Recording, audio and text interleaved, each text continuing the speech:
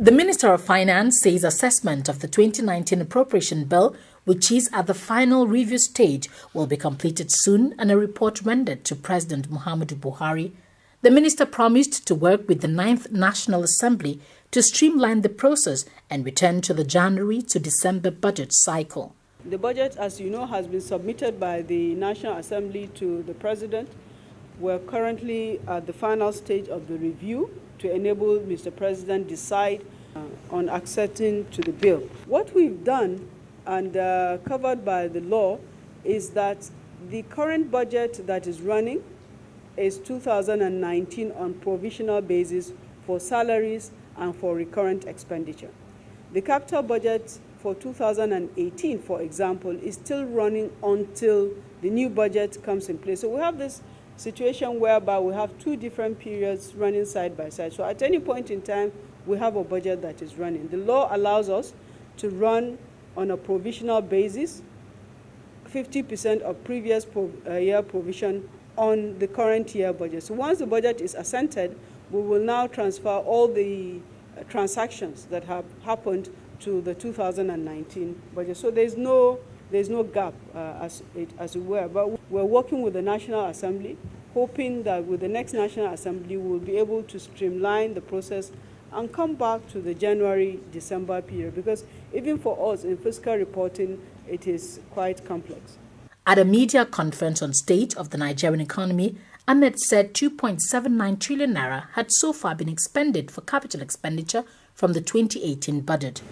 As at 14th of May 2019, we have been able to release against the 2018 budget 2.079 trillion naira for capital expenditures. On implementation of the new national minimum wage, she said the financial implications have been worked out by the Presidential Committee and the report submitted to the President. We have looked at the report, and what we're working on now is how we can finance the new minimum wage.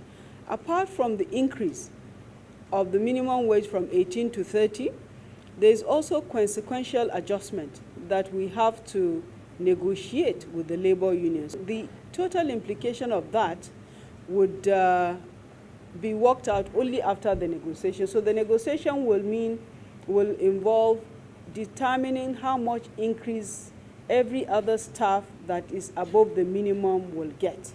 So it could be a flat amount, it could be a proportion, but the other aspect that is clear is that there will be an increase for NYSC as well, because NYSC, by the Act, the design is that they earn at the minimum, at least the minimum wage. So NYSC also has to increase to that 30,000. So because we haven't done the negotiation with labor, I cannot give you the details of what we are projecting because it is simply our own projections. At the end of the day, it is what we agree with labor that will be the amount that is due. Speaking on the issue of debt increase from 12.2 trillion naira to 23 trillion naira, Ahmed said it was by design. The debt increase from 12.2 trillion to 23.0 trillion is by design. We had designed the ERGP to reflate the economy to take us out of recession. When we came on board and we made an assessment, it was clear that our country was going to go into recession. So when we were designing the ERGP, we did a research as to the best way to address a recession. And one of the best and easiest ways was to reflate the economy. And that means spending, putting a lot of consumption, money in the economy so that consumption will increase. We designed the ERGP to make sure that we borrow in the first year, in the second year, and in the third year. And in the fourth year, the borrowing was supposed to start reducing. And that is exactly what we have done.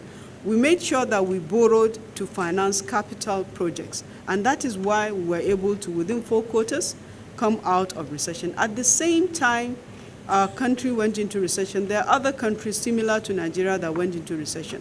Some of them are still not yet out of recession. Because of the method we adopted, we went into recession. But the consequence, of course, is this increase in debt.